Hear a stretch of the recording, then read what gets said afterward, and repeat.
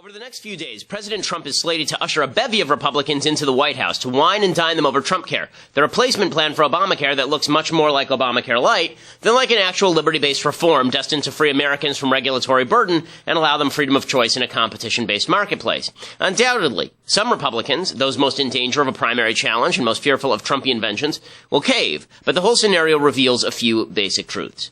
First, President Trump is not ideologically driven. Anyone who thinks Trump is ideologically driven rather than driven by desire for popularity and power should be disappointed by this Trumpcare rollout. Trump doesn't know what the details are. He clearly doesn't care very much. His plan is simple. Boil down the healthcare choice here to two binary options. Option one, ram through this deeply flawed bill that minimizes political harm to him by trimming around the edges of Obamacare while fibbing to the base that it's been repealed and replaced. Option two, push the bill as hard as possible, watch it fail, then blame Republicans for presenting him with a flawed plan he pushed like a good soldier, and blame Democrats for blocking much-needed reforms. Second, nobody knows anything about basic communications. Trumpcare was rolled out amidst questions about secrecy, just like Obamacare. It was rushed, just like Obamacare. And when conservatives objected to its provisions, Speaker of the House Paul Ryan and Team Trump answered, but it's just part one of a three-part plan. Question. Shouldn't you have led with that, you idiots? If you're going to throw out an unpopular, largely unworkable bill that adds to the debt while continuing to undermine free markets, shouldn't you tell us what the non-crap in the crap sandwich is going to be? But no. Also worth noting, Republicans don't have to do a massive replacement package. They could simply pass repeal, then pass a series of shorter bills aimed at freeing the healthcare markets.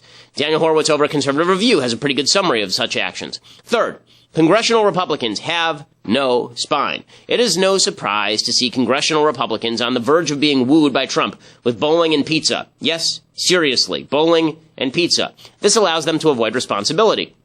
Obamacare, like all other redistribution programs, has a set of specific beneficiaries and diffuse victims, which means it's more politically popular than unpopular at this point to keep big swaths of it. Trumpcare allows Republicans to do this while blaming Trump. But Republicans elected in 2010 and 2014, they should be wary of the blowback. You can't keep promising the moon forever and then deliver some moldy cheese as a replacement.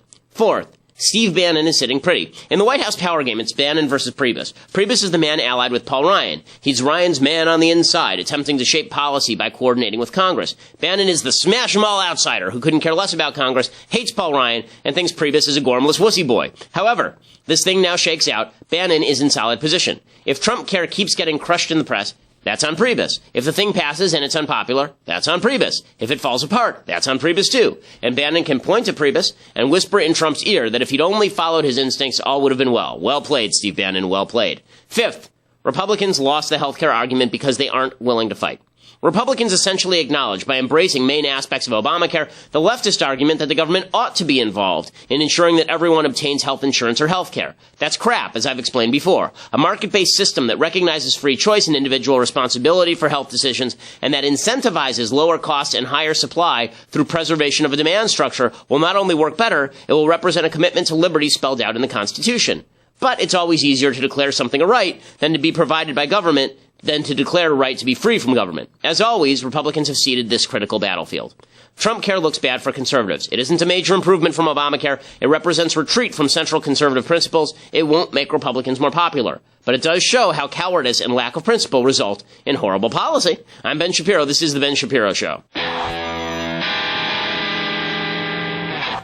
So I come back from Legoland and Disneyland with my wife and my daughter and my son, and you've ruined everything. You've ruined everything. Okay, that's not really true. There's some good stuff that's happening in the Trump administration, and then there's this healthcare rollout, which is a bit of a disaster, and there's the Women's March, the Day Without a Woman, which shockingly was not a day without women. Women were everywhere in the press. They were wearing red, and lefty women were being bothersome, but we'll get to all of that in just a second. First, we have to say thank you to our sponsors over at Legacy Box. So one of the things that I care about most in life is family memories, which is why I do things like go on vacation with my wife in the middle of the week. And because I care about family memories so much, I've always been a big advocate of making sure that you've protected your photos and your old videos. All those memories, they can disappear so easily because you don't remember everything that's happened in your life. But Legacy Box ensures that all that, the stack of old tapes that you've never watched before, all those old pictures that are just moldering out in the garage, all of that can be preserved, and it can be put on an easy-to-use thumb drive. They can put it on a DVD for you so you can have access to it right away. You just take all your stuff, you dump it in a box from Legacy Box, you throw it to them, and then you send it to them, and they take it, they put barcodes on it so that you can track every piece that's been sent to them, and then they send you back a DVD or a thumb drive with all the material on it. So instead of you having to worry that if there's a flood or a fire or something goes wrong in your house, it's going to ruin all your memories, you've got it all available digitally and at the touch of a button. So that's pretty awesome. Legacy Box makes sure that it happens. If you go to legacybox.com right now, /Ben, go to legacybox.com/Ben, you get a 40% discount on your order, heavy discount, great service, legacybox.com/Ben, legacybox.com/Ben. You can take all those film reels and photos that don't get watched or taken out, send them to Legacy Box, and they'll take care of all of it for you. Again, it's legacybox.com/Ben. You get a 40% discount on your order. Very important service, something you should certainly do for your family. Okay, so we'll begin today by talking about this idiotic day without a woman routine that happened yesterday. It did not serve its purposes. So, if you're going to hold what they called a general strike, if you're going to hold a general strike, and a general strike just means everybody doesn't go to work. If you're going to hold the general strike, the purpose of the general strike, presumably, is to show how horrible things would be if these women didn't show up to work. Did anyone have a real rough time yesterday when women didn't show up to work? It wasn't even a huge percentage of women. When a certain number of women didn't show up to work because they're lefty idiots, did the world stop turning? Did everything implode? No, it didn't. And so that sort of undermines the idea of the general strike in the first place. Also, if they are marching against the wage gap, it seems to me one way that you could help close the wage gap is by, working. If you take the day off and you don't get paid and then you blame men, well, that's not part of the so-called wage gap. That's you taking the day off. Plus, you have to acknowledge that there is a little bit of income bias here. The only people who are going to take the day off are, number one, people who can afford to take the day off, and number two, people who aren't working. Now, everybody who actually has to be at work was at work. So a lot of the people who showed up were members of the American Federation of Teachers, which is a major public sector union, or the National Education Association, another major public union. And it's easy for them to do that because they're basically striking against the government. Other things that were idiotic about this, the ancillary causes in this day without a woman. So Linda Sarsour was arrested. She is the radical Muslim spokesperson for the Women's March. She was arrested at the Women's March for no apparent reason. But one of the event organizers was also a lady named Razmia Youseh Odeh, who's a Palestinian terrorist convicted of killing 2 Israeli men in a terrorist attack. So she was there, so that's exciting. Also, they talked about abortion and what they called solidarity with the sex workers' rights movement. Okay, then. That's weird. Okay. So they were very focused on the key issues that matter. My favorite story that came out of the day without a woman was, according to the Washington Post, some feminists spent the day refusing to smile. Seriously, this is the Washington Post reporting. Some feminists say the happy face they sport by habit or on command is a form of unpaid emotional labor. Okay, this is fake news. Feminists don't smile. So I'm not sure which feminist. They say the happy face they sport. Has anyone ever seen a feminist who sports a happy face by habit? They're the most miserable people on earth, self-described feminists who march and things like this. The happy face they sport by habit. My goodness, yeah, I always think brightness and sunshine when I think militant feminists. That's always what I think of. Also, if you want to win friends and influence people, don't call smiling emotional labor. Like, was anyone forcing you to smile? Was anyone putting a gun to your head? Like, I understand that in our society, in a civilization, we try to be generally pleasant to one another, and I think that's a good thing. I think that it's good that we are pleasant to one another as a general rule. It doesn't seem to me to be emotional labor that people expect you to be pleasant to one another. Otherwise, everybody, then do you really want the world to work like the TSA at LAX? Is that really what you want the world to look like? Like people glaring at you and getting angry at you while they force you to stuff your oversized baggage into that stupid little metal thing? Is that what you want the world to look like? Apparently feminists want the world to work like that. Also, there are all these people wearing red in solidarity for something or other. This is confusing. Here's a montage of some of the people in media wearing red. You can look at this. Look at all these women wearing red. Women in science, technology, engineering, and then all these women wearing red. You know, for that, talking on CNN. So you've got a bunch of people wearing red and then you have people on Fox News wearing red. And it's just like the huge number of people wearing red. It looks like NBC News there. Okay, and it just goes on and on and on. All these members of the media wearing red. All these women wearing red. Okay, ladies, turns out something. We knew you were ladies. We did. I know. Shocker. We knew you were women. And it doesn't help your case when you wear ugly red cardigans or what looks like a magic eye poster on your shirt that is red. And it just goes on and on. Again, is that what statement are they trying to make other than we are women? Yeah, we know. That's why you're on TV in part. Okay, women actually have a relatively large advantage when it comes to getting bookings on TV because people like to look at women in ways they don't like to look at men. Sorry to break it to you, ladies. This is why pretty women are on TV more often than not such pretty women. But all the women on TV wearing red. Oh, well, this demonstrates their strength and power. Actually, it just demonstrates that whoever had stock in the red fabric dye yesterday did really, really well. The other things that were idiotic. Anne Hathaway, the super wealthy actress, she spoke at the UN about equal pay. Anne Hathaway. Oh, my goodness. Somehow, we and every American parent were expected to be back to normal in under 3 months. Without income? I remember thinking to myself, if the practical reality of pregnancy is another mouth to feed in your home, and America is a country where most people are living paycheck to paycheck, how does 12 weeks unpaid leave economically work? The truth is, for too many people, it doesn't. 1 in 4 American women go back to work 2 weeks after giving birth because they can't afford to take off any more time than that. Okay, Anne Hathaway, I have an idea for you. I have an idea. You see that very, very, very expensive blazer that you're wearing? How much did that cost? How much paid leave could you provide to a poor working mother if you just sold that very, very expensive blazer and then used it for the paid maternity leave? You can do it. It's a free country. Here's what I don't understand so much. I don't understand why, I have a wife. We have 2 children. My wife took maternity leave with both our kids. Not paid maternity leave, just maternity leave. And we covered it because that's what we do. We decided that was a decision we wanted to make as a family. I don't understand why it's incumbent on my wife now to work longer hours and see her kids less so that other people can have paid maternity leave. Also, worth noting, most companies now grant paid maternity leave. Most companies do make sure that there is a paid maternity leave or a paid parental leave. If a major corporation, most are offering this because they understand it's a competitive way of grabbing up labor, of grabbing up solid labor. But I love these uber wealthy celebrities who sit there and act like there's nothing that can be done for these poor women who can't take maternity leave. Anne Hathaway gets paid millions of dollars to act in movies, okay? She's perfectly capable of helping out these people, but instead it's got to be the government forcing it or the government taxing people in order to do it. And then she takes all her money, I'm sure, and stashes it in an overseas bank account so that it doesn't actually have to be taxed in the United States, just like all these people in Hollywood do. So that is just delightful. Other aspects of the day without a woman. Again, it was a long litany of irritation. Other things. This was an image that was very celebrated. Was there was a statue, I guess somebody put up, of this little girl staring down the bull on Wall Street. Okay, and the bull on Wall Street is supposed to represent Wall Street, and there is this statue of this brave little girl standing down the bull. A couple of facts that should be noted here. 1, little girls, please do not stand in front of enraged bulls. It's just not smart. Okay, don't take this literally.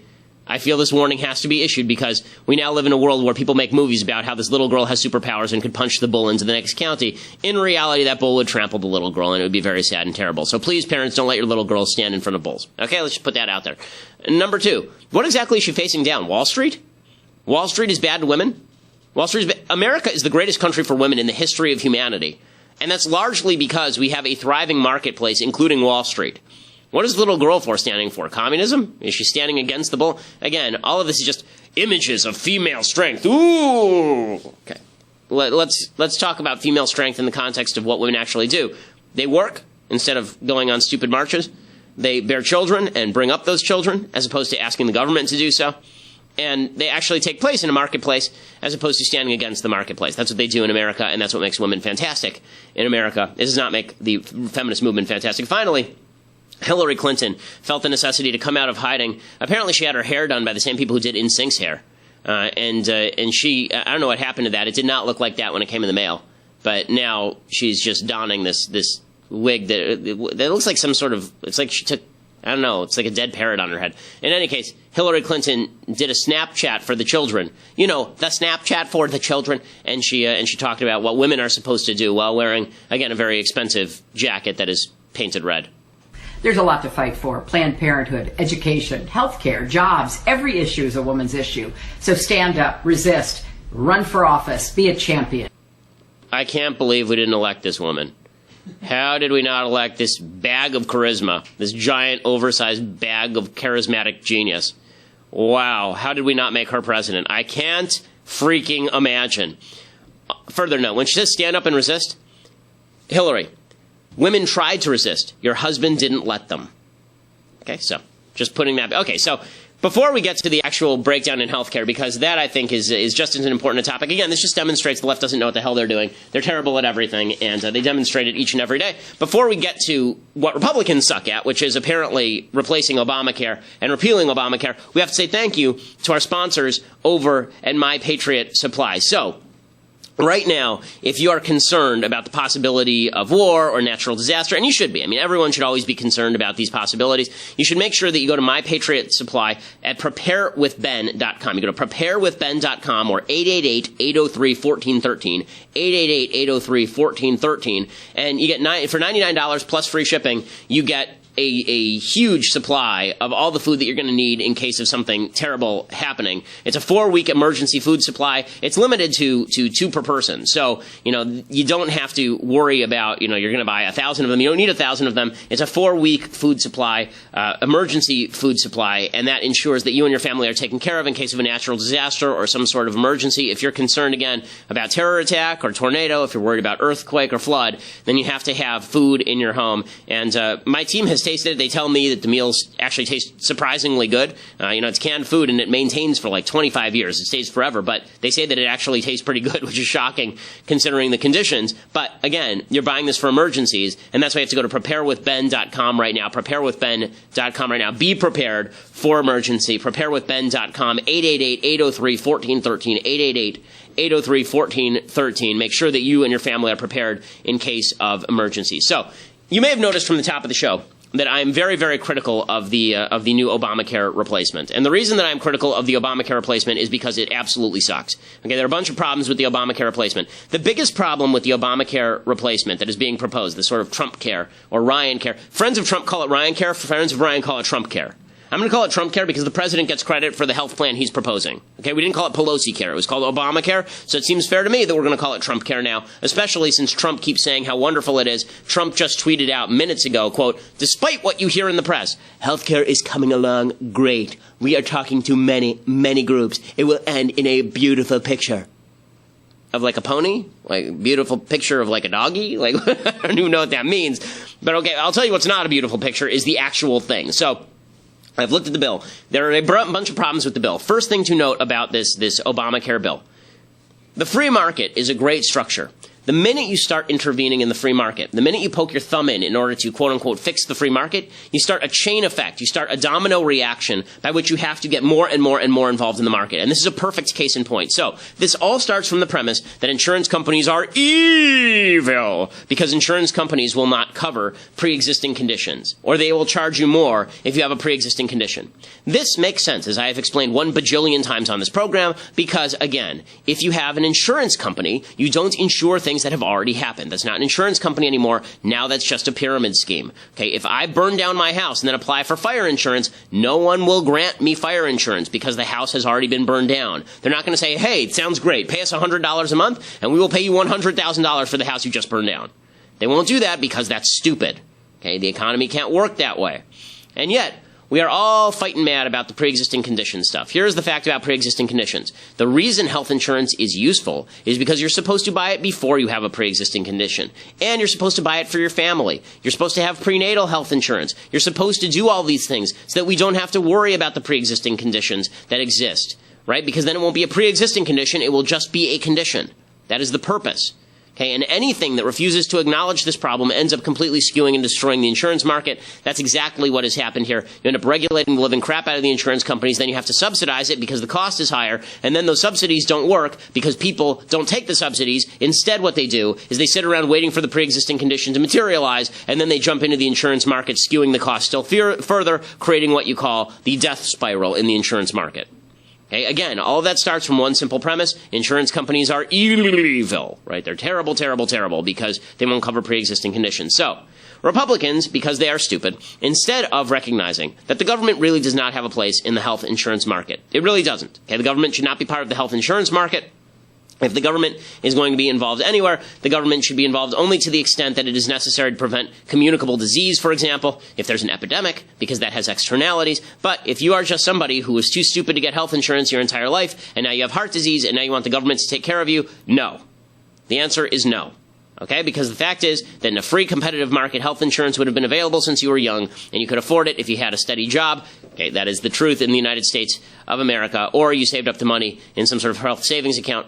Here's the reality, okay? People talk about, poverty being the lead indicator of not having health insurance.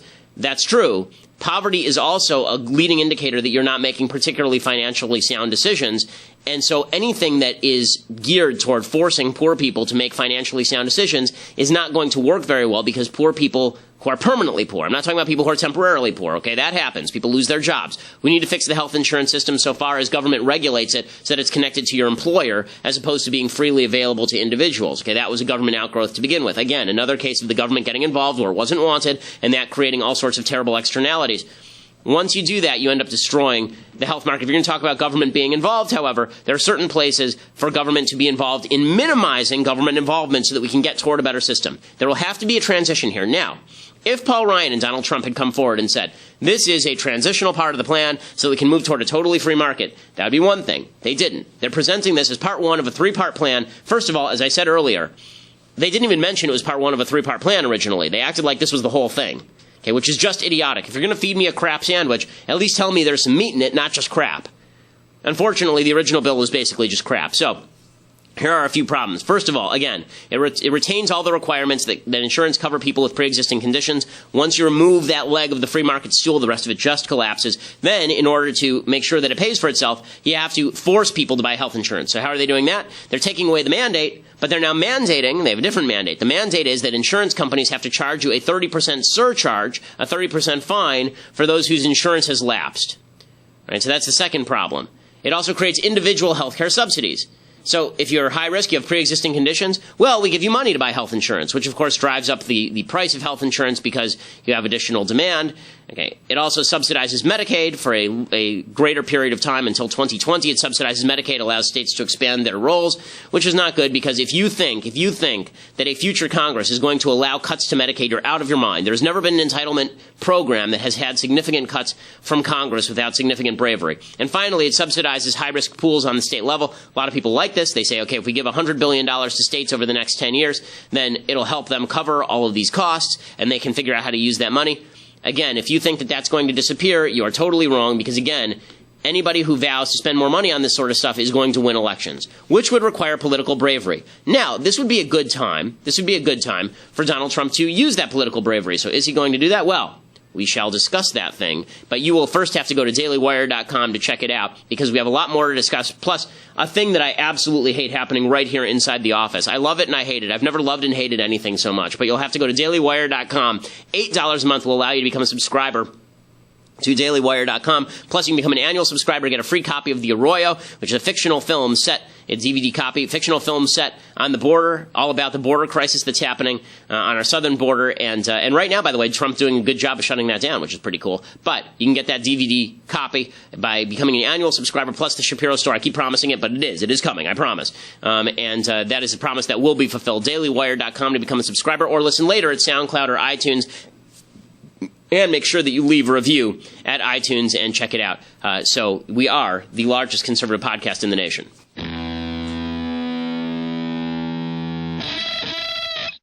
Okay, so now Trump is trying to push this bill. So this bill has all sorts of problems with it. Again, it's not geared toward free markets. It is geared toward more government regulation, and that's just because the government is so stupid that members of the government, Republicans, they gave up on the argument. They refused to acknowledge that government does not have a role in the healthcare system, that this should be a free market system, and this is how you end up here. So Ryan is now pushing it. Here is Paul Ryan, the supposed conservative hero, talking about how the bill will be split into 3 phases.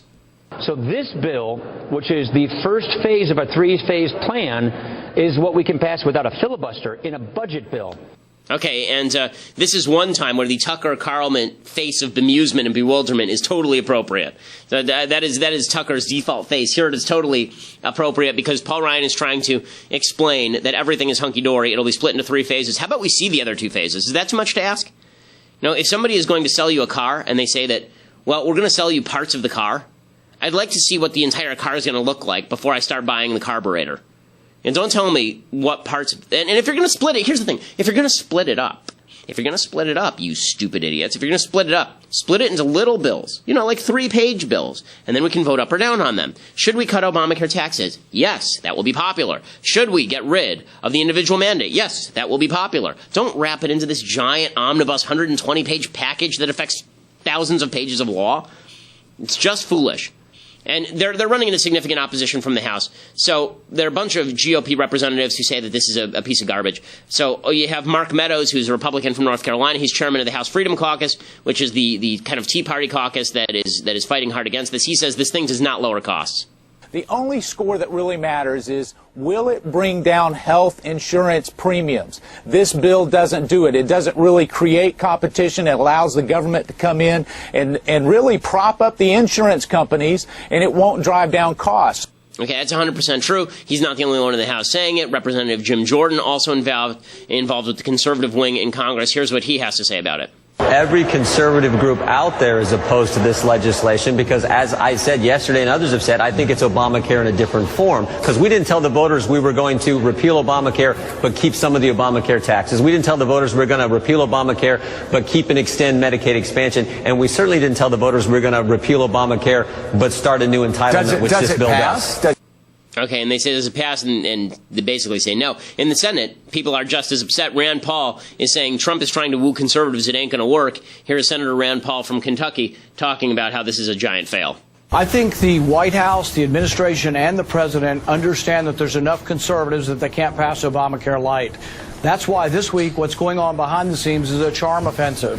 Every conservative that's come out publicly opposed to this has been called by the White House and is being cajoled and wooed by the White House to give in. But if conservatives stay together, if we stick together, we will have a force and a negotiation, and we will talk about clean repeal versus replacement if we stick together, because I don't think they have the numbers to pass this at this point. Okay, they don't have the numbers, but that means that Donald Trump is coming in with both feet trying to beat people about the ears over this thing. And you can like Donald Trump, by the way. Again, you can. It's up to you. You can like Donald Trump. You can hate Donald Trump. It is not good. The President of the United States is trying to ram through a bad bill. Here is what Donald Trump had to say on Twitter. Quote, "I feel sure that my friend Rand Paul will come along with the new and great health care program because he knows Obamacare is a disaster."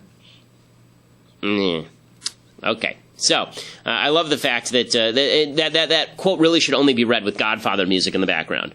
Right, because basically there's going to be a horse head in your bed in the morning, Senator Paul, if you don't do this. And it is no coincidence that he is deploying Mike Pence, the VP, over to Kentucky right now to try and put pressure on Rand Paul, because he knows that Rand Paul is the leading obstacle. I don't know where Ted Cruz is on this, by the way. I was a Ted Cruz backer in the primaries. You would imagine this would be the time for Ted Cruz to stand up and say no if this bill sucks. But Ted Cruz and his wife Heidi are supposed to have dinner tonight with Donald Trump. Presumably Donald Trump will actually be able to look Heidi Cruz in the face after spending half the primary season ripping her looks personally. But in any case, Rand Paul is being pressured by the White House. There's a lot of pressure from both sides. So, the conservatives don't like the bill. The left doesn't like the bill. Tom Cotton is taking the easiest tack. He's not talking about the content of the bill. He's just saying, it's moving too quickly. It's moving to the senator from Arkansas. I think we're moving a little bit too quickly on health care reform. This is a big issue. This is not like the latest spending bill that, gets released on a Monday night and passed on a Wednesday and everybody goes home for Christmas and we live with it for 9 months. We're going to live with health care reform that we passed forever. I would much sooner get health care reform right than get it fast. Okay, so, this is going to be the new line. What's my prediction? My prediction is that they're not going to get enough votes for this bill to pass, and Trump will just allow Obamacare to go forward and fail and blame everybody, because that's the most politically convenient path. The person who's happiest about all of this, as I've said, is Steve Bannon, because he's going to get to blame Reince Priebus and Paul Ryan, and if Donald Trump takes a hit for it, then he's just going to blame Republicans and Democrats alike. It could be really ugly. This is why they should have just repealed the thing. If they were going to repeal the thing, just repeal the thing and then pass a series of short bills that deal with certain aspects of the healthcare system as a whole. But if you're going to take a shot, man, now's the time to take the shot. Instead, what we're getting is Obamacare 2.0, because everybody is too afraid that they're going to lose if they actually cut the size and scope and reach of government, which is really gross. I will say, I think that maybe the grossest thing here is people like Laura Ingraham who are now proclaiming that the problem with this bill is that it's just not Trumpy enough. Here's Laura Ingraham. The Trumpism of the health care reform, the Trumpiest parts of it, were transparency in pricing, competition across state lines, and even on the edges, repealing the McCarran-Ferguson Act. Where is that in this plan? I don't see any transparency and control of the skyrocketing prices of health care. What the hell is she talking about? The entire primary season, he kept saying he was not going to touch entitlements. He kept saying that when it came to health care, he wasn't going to let people die on the street. We'll come with a plan so good. It will be government's job to ensure that everyone is... No, okay, this is the Trumpiest bill possible because it is not a conservative bill. Okay, Donald Trump is not conservative on this issue. This is about as far as Donald Trump is willing to go. Do you think Donald Trump would sign a bill fully repealing Obamacare without any replacement? I have my doubts. I really do have my doubts because I'm not sure that Donald Trump wants to take that political heat. But we should find out, shouldn't we? He made that promise, didn't he? It's fascinating to watch how politics plays out when you have a leader in the White House who really is not a principled conservative. It doesn't mean everything that Trump is doing is bad. Right now we're learning that 40% of that immigration, illegal immigration from Mexico is down 40% because of Donald Trump's policy of enforcing immigration. That's a really good thing. We're learning that the jobs report last month was really good. I think that's because there's a lot of optimism that we're not going to see any sort of job-killing measures out of the Trump administration. And if Trump tries tariffs or if he tries bad job-killing measures, that Congress will stop him.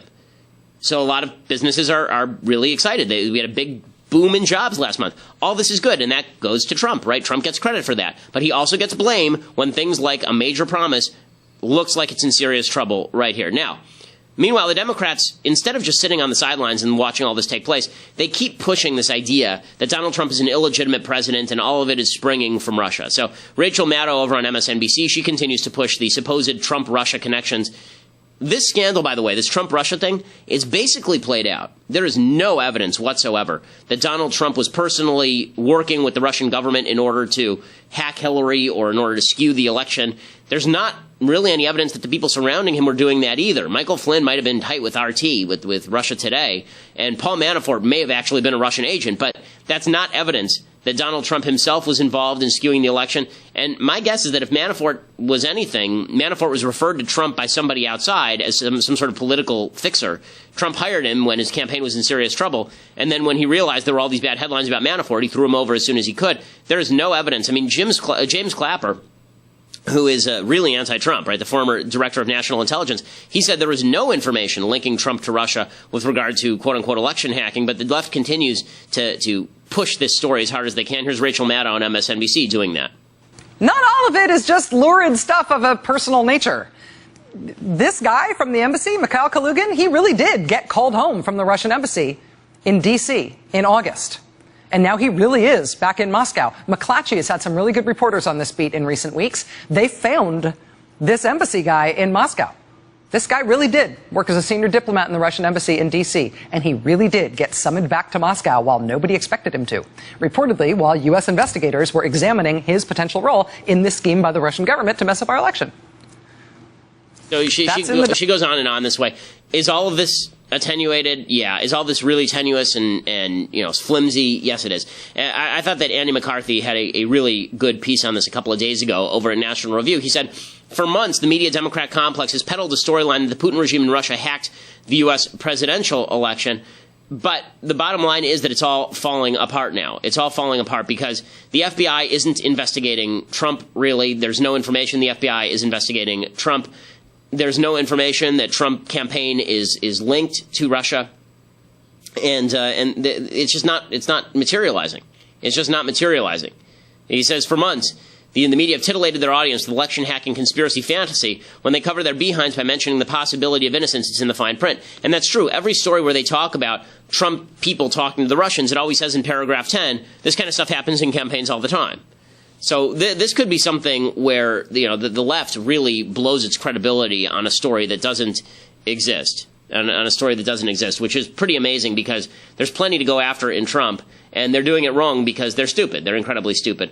Okay, time for some things I like and then some things that I hate. So things that I like.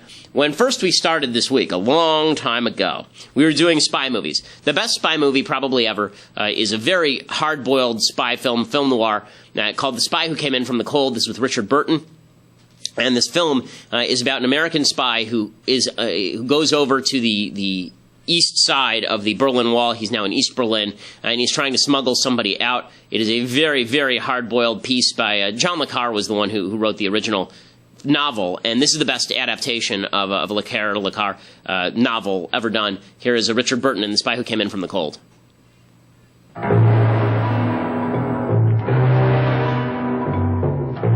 The book the world could not lay down now stands with the great motion pictures of all time. John le Carre's magnificent best-selling novel, The Spy Who Came In From the Cold. What the hell do you think spies are? How big does a cause have to be before you kill your friends?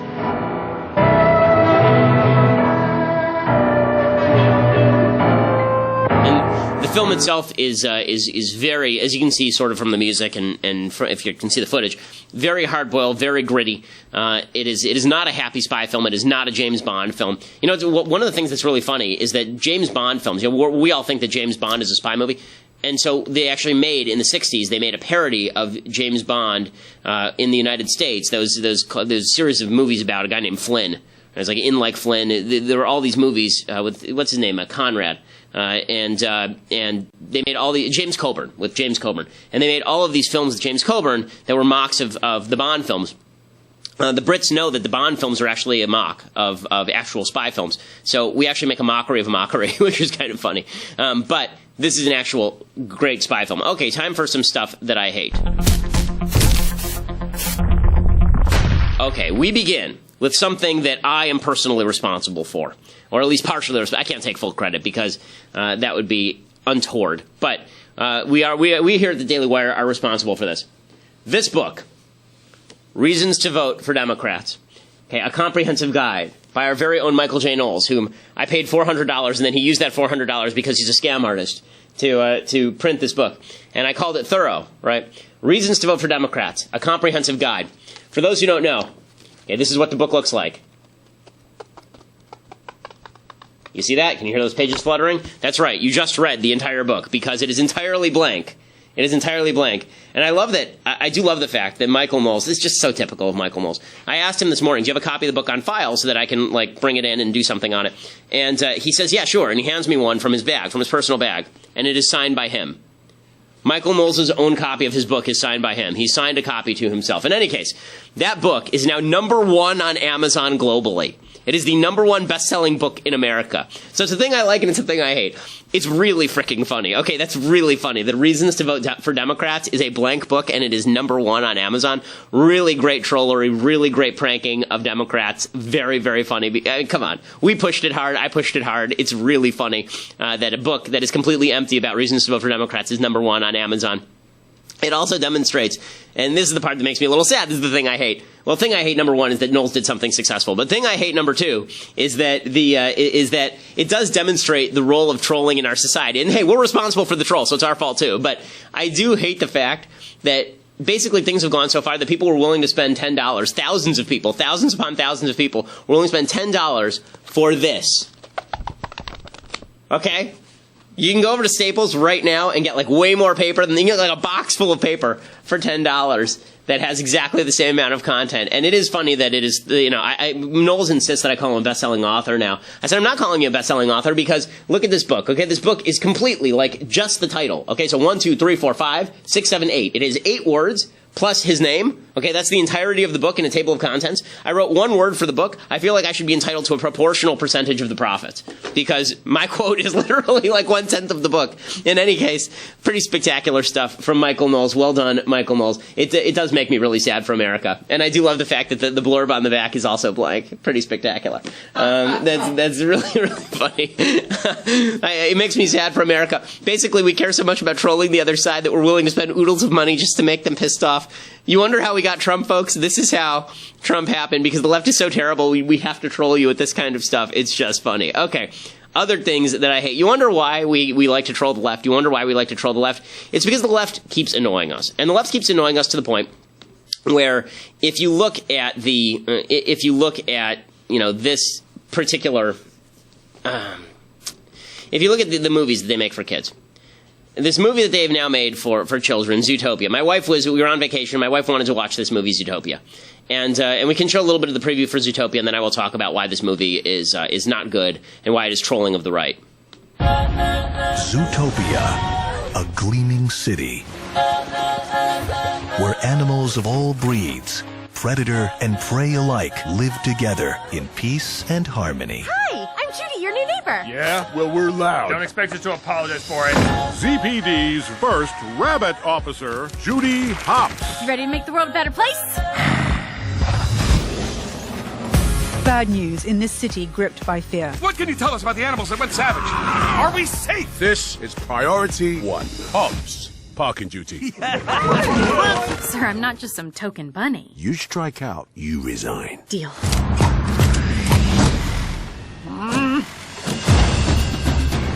Hello? I'm here to ask you some questions about a case. Then they should have gotten a real cop to solve it. You are under arrest. For what? Hurting your free wings? You are a key witness. No, he is. Hey, I need you to run a plate. All right, I know a guy. So it's supposed to be kind of this whodunit, and it's very cute and it's very funny. This particular scene at the DMV is the best thing in the film. There's a sloth. Literally, it's a sloth working at the DMV, and it's a very, very funny bit. But here is the thing that I hate about Zootopia. So I'm going to give away some things about Zootopia now. The entire basis of the film is that there's been an outbreak where where a bunch of predators, a bunch of savage animals or formerly savage animals who live in Zootopia have started to quote unquote go savage, meaning they're criminals and they've started to get violent and they've returned to their animal instincts. They no longer act like anthropomorphized animals; they look like actual animals. So otters suddenly are rabid otters, bears are suddenly rabid bears, and one of the things that Judy Hopps, this cop, discovers is that she says it's only predators. It's only people who are former predators and their biology is coming to the forefront. Right? Are you getting the heavy-handed imagery here? Are you getting the heavy-handedness?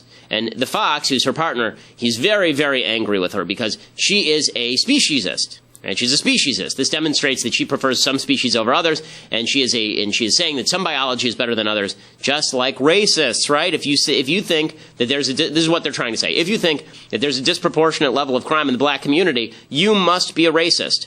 You mean, like, if there's a fact that there's a disproportionate amount of crime in the black community, you must be a racist who thinks that that's genetically because black people are inferior or something. That's what this film is about. And she learns in the end, no, it turns out, spoiler alert, here's the spoiler alert, it turns out in the end that no, it wasn't just that the fierce and the animals going savage are the predators, it's that one of the non-predators, like a sheep, has been shooting them with basically a tranquilizer dart to make them go savage in order to have an object to blame. So you see, it's the white people making the black people in this particular heavy-handed metaphor become criminals, and that's what's really going on. So they can use it for their own nefarious political purposes. This is idiotic for a multiplicity of reasons. It is so stupid, okay? It is stupid because, number one, the analogy doesn't hold. Black people are not genetically inferior, and black people are not genetically committed to crime, okay? That's idiotic. No one is making that case. Number two, in this very movie, it would be ridiculous to suggest, like just in using their own metaphor, it would be ridiculous to suggest that a fox and a rabbit would be equally likely to commit an act of savagery. Okay, that's just stupid. That's just stupid. Proclaiming that all species are exactly the same, right? Like it's amazing. Like they're actually making the case that you should ignore what would actually be fact, like a fox is more dangerous than a rabbit, in order so your politically correct sensibilities could come to the fore. So forget the metaphor for a second. Just operate in the universe in which they're operating. They're basically saying that you should assume a polar bear is just as cuddly and nice as a rabbit. Okay, that's so dumb. That's so stupid. And finally, of course, the heavy-handed giveaway at the end that it's actually the prey, right? It's actually the white sheep that is responsible for the evils of these predators, right? She's been framing them. Again, when people, the metaphor doesn't hold, when people commit crime in the United States, they're committing crime because they're committing crime, not because some evil white police force is forcing them to commit crime. It's really, really dumb. But again, the metaphor is impossible to miss because that's what the entire metaphor is. And that's really stupid, and they never should have put this in a children's film. Again, it is just asinine and generates feelings about racism in the United States that don't exist and shouldn't exist. Okay, final thing that I hate. So there's a new movie that's coming out called Rough Night. The new rule in Hollywood is anything that worked with men must absolutely work with women. For sure, it works with women. So they made The Hangover. Okay, The Hangover is a funny movie. And it's all about guys acting like douchebags, right? That's the entire film is guys acting like douchebags. You know why that's funny? Because guys are douchebags.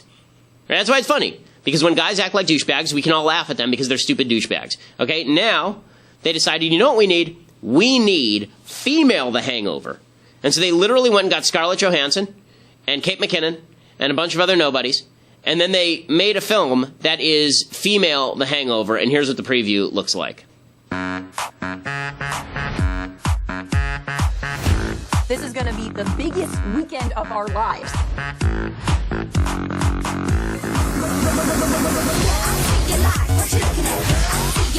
This is so much fun.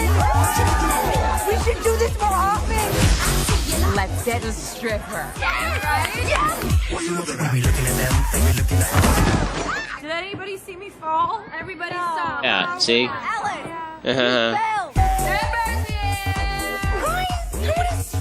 They're so tiny. Okay, very aroused by him. 5-layer dip, get to the beans. Oh, you. All right, I'm done. My turn. Sir? Are you okay? Mister? I don't know what to do. Does anybody have CPR? I'll look it up on YouTube. He's dead. Funny because she's fat. I killed a guy. Time to call the police. No.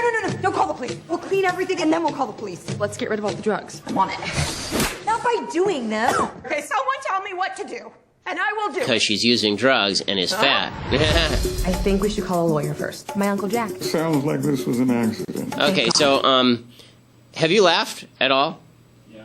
That's because you're stupid, Austin. Has anyone else laughed? Okay, no one else has laughed. And the only time you laugh in this movie is because Kate McKinnon makes funny faces, which admittedly she does. Kate McKinnon makes very funny faces. Congratulations to Kate McKinnon. This movie does not work for a variety of reasons, okay? The first reason is because women are generally not as douchey as guys. Guys are generally, like, the thing about bachelor parties is because guys are sexual predators, guys are animals, and they go to strip clubs because they like to see naked women.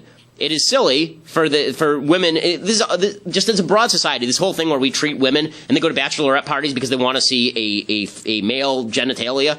No, okay, that's not how most women work. And I understand that we have now this forced thing where women have to be exactly the same as men, but most women are not desperate to go to. You want to know why there are not a lot of Chippendales clubs filled with women that are just as prominent as strip clubs that are filled with men?